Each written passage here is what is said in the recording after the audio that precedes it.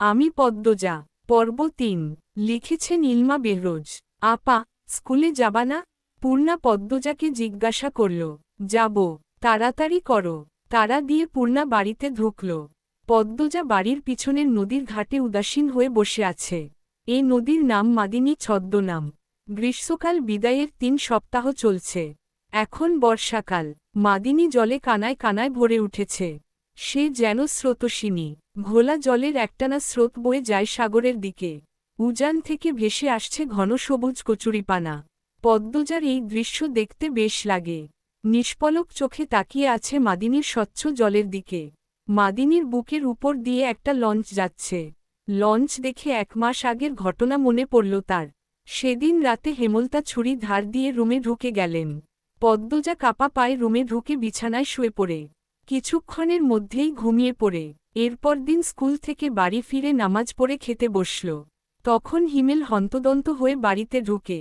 হিমেল হচ্ছে হেমলতার ছোট ভাই। আপা, এই পদ্ম, আপা কই? হিমেলের কণ্ঠ। কি হইছে মামা? জবাব দিল পদ্মজা। পদ্মজার প্রশ্ন উপেক্ষা করে হেমলতাকে হিমেল ডাকল। আপা, এই আপা। হেমলতা বাড়ির পিছন থেকে ব্যস্ত পায়ে হেঁটে আসেন। কি হয়েছে? হিমেল হেমলতাকে দেখে হাউমাউ করে কেঁদে উঠল। আপা, ভাইজান খুন হইছে। রাইতে কে জানি মাইরা ফেলছে রে আপা। হিমেল কাঁদতে কাঁদতে হাঁটু ভেঙে বসে পড়ল।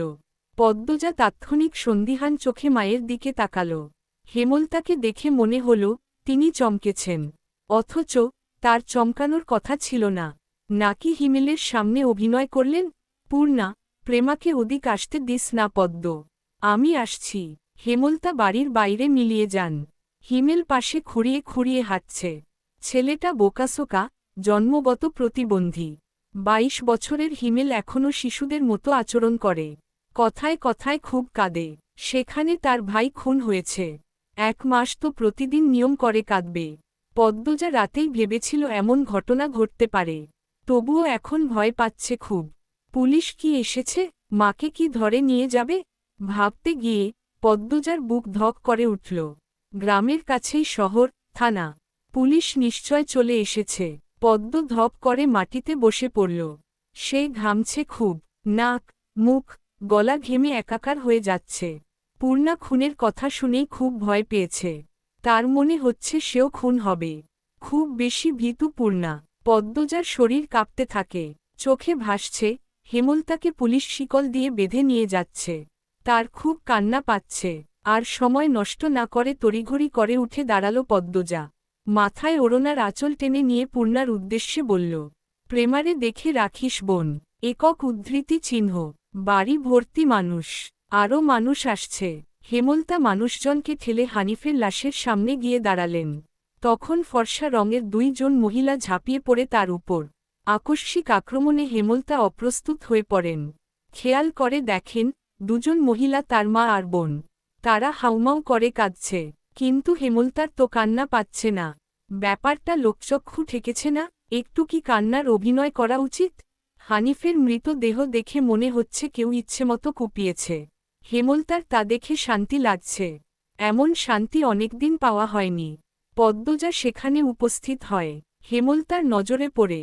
ভীতু চোখে মায়ের চোখের দিকে তাকালো পদ্মজা। হেমলতা ভ্রু কুঞ্চিত করে আবার স্বাভাবিক করে নেন।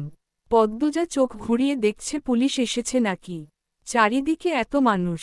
পদ্মজাকে এদিক ওদিক উকি দিতে দেখে হেমলতা এগিয়ে আসেন। চোখমুখ শক্ত করে পদ্মজার মুখ ঘুরে দেন। পদ্মজা দ্রুত ওড়নার আঁচল মুখে চেপে ধরে গোয়ালঘরে ঢুকে পড়ল। তার মা চায় না সে কখনো এত মানুষের সামনে থাকুক। হেমলতা ঘাড় ঘুরিয়ে দেখলেন পদ্মজা গোয়ালঘর থেকে উকি দিয়ে বাইরের অবস্থা পর্যবেক্ষণ করছে। কিছুক্ষণের মধ্যে পুলিশ আসল। জিজ্ঞাসাবাদ করে হানিফের লাশ নিয়ে গেল। লোকমুখে শোনা যায় হানিফ খুন হয়েছে শেষ রাতে। এরপর নদীতে ফেলা দেওয়া হয়। লঞ্চ ঘাটে লাশ ভাসে। হেমলতাকে পুলিশ নিয়ে যায়নি বলে পদ্মজা স্বস্তির নিঃশ্বাস নিল। মানুষের ভিড়ও কমে গেছে। হেমলতার মা কাঁদতে কাঁদতে ক্লান্ত হয়ে উঠোনের এক কোণে বসে আছেন। পদ্মজা গুটি পায়ে গোয়ালঘর থেকে বেরিয়ে আসল। হেমলতা পদ্মজার দিকে তাকিয়ে মৃদু হাসেন। সেই হাসি দেখলেন হেমলতার মা মঞ্জুরা। তিনি কিছু একটা ভেবে নেন। হেমলতার কাছে এসে কিরমির করে বলেন, তুই খুন করছস? তোমার কেন মনে হচ্ছে এমন? হেমলতার কণ্ঠ স্বাভাবিক, অথচ পদ্মজা এই প্রশ্ন শুনে ভয় পেয়েছে খুব। যদি নানু পুলিশকে বলে দেয়?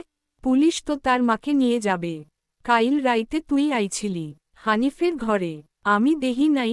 রাগে কাঁপছেন মঞ্জুরা। হুম, আসছি। হেমলতার নির্বিকার স্বীকারোক্তি। কেন মারলি আমার ছেড়ারে? তোর কি ক্ষতি করছে? একক উদ্ধৃতি চিহ্ন। আসছি বলেই আমি খুন করেছি? এত রাইতে তুই তার কাছে আর কি দরকারে আইবি?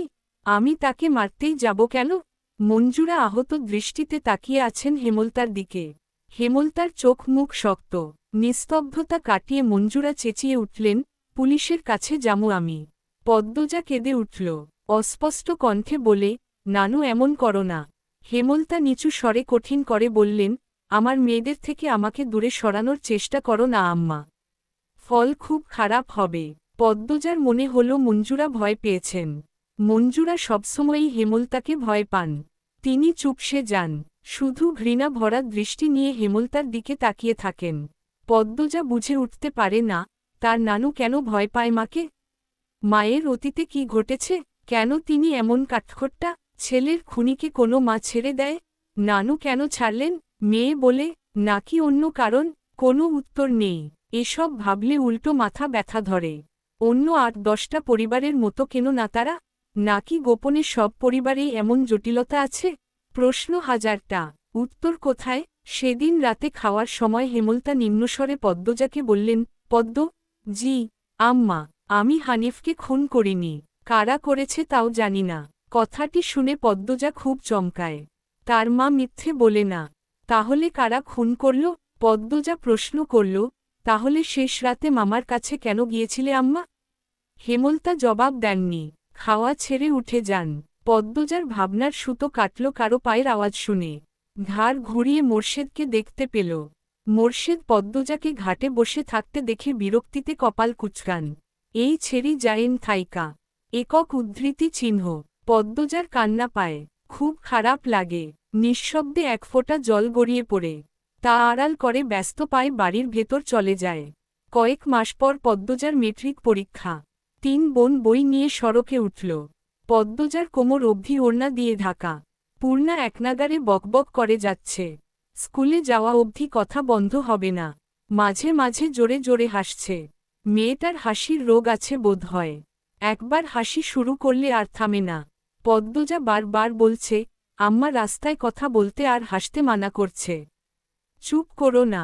তবুও পূর্ণা হাসছে। বাড়ির বাইরে এসে সে মুক্ত পাখির মতো আচরণ করে। তাকে দেখে মনে হয়, খাঁচা থেকে মুক্ত হয়েছে। পদ্ম, ওই পদ্ম, খাড়া। পদ্মজা ক্ষেতের দিকে তাকালো। লাবণ্য ক্ষেতের আইল ভেঙে দৌড়ে আসছে। লাবণ্য আর পদ্মজা এক শ্রেণীতে পড়ে। লাবণ্য কাছে এসে হাঁপাতে থাকল। শান্ত হওয়ার পর ৪ জন মিলে স্কুলের উদ্দেশ্যে হাঁটা শুরু করল। বাংলা পড়া শিখে এসেছি আজ? পদ্মর প্রশ্ন অগ্রাহ্য করে লাবণ্য বলল, আরে ছেড়ি, বাড়ি তো শুদ্ধ ভাষায় কথা কইলে বাইরেও কইতে হইব নাকি? আমি আঞ্চলিক ভাষা পারি না। লাবণ্য অসন্তোষ প্রকাশ করল। সে অলন্দপুরের মাতব্বর বাড়ির মেয়ে। তাদের বাড়ির সবাই শিক্ষিত, তবুও তারা আঞ্চলিক ভাষায় কথা বলে। পরিবারের ২-৩ জন সদস্য ছাড়া। আর পদ্মজার ১৪ গোষ্ঠী মূর্খ, ২-৩ জন ছাড়া। তবুও এমন ভাব করে, আঞ্চলিক ভাষা নাকি পারে না। সত্যি আমি পারি না। ছোট থেকে আম্মা শুদ্ধ ভাষা শিখিয়েছেন। উনিও বলেন, তাই শুদ্ধ ভাষায় কথা বলতেই আরাম পাই। পূর্ণা তো পারে। একক উদ্ধৃতি চিহ্ন। আমার চেষ্টা করতে ইচ্ছে হয় না। ইচ্ছা বাদ দে। শুন, কাইল আমরার বাড়ি তো নায়ক নায়িকারা আইব। পূর্ণা বিগলিত হয়ে প্রশ্ন করল, কেন আসব? কোন নায়ক? শুটিং করতে। ছবির শুটিং। পদ্মজা এসবে কোনো আগ্রহ পাচ্ছে না। পূর্ণা খুব আগ্রহবোধ করছে। সপ্তাহে একদিন সুমিদের বাড়িতে সাদাকালো টিভিতে সে ছায়াছবি দেখতে যায়। তাই অভিনয় শিল্পীদের প্রতি তার আগ্রহ আকাশছোঁয়া। পূর্ণা গদগদ হয়ে প্রশ্ন ছুড়ল, কোন নায়ক নায়িকা? বল না লাবণ্য আপা। দাঁড়া, মনে করি। একক উদ্ধৃতি চিহ্ন। পূর্ণা কৌতূহল নিয়ে তাকিয়ে আছে। লাবণ্য চোখ বুজে মনে করার চেষ্টা করল। এরপর মনে হতেই বলল, লিখন সাহার চিত্রা দেবী। তুমি আমার ছবির নায়ক নায়িকা? হ। স্কুলের যাওয়ার পুরোটা পথ লাবণ্য আর পূর্ণা ছায়াছবি নিয়ে আলোচনা করল। মূল বক্তব্যে ছিল লিখন শাহ।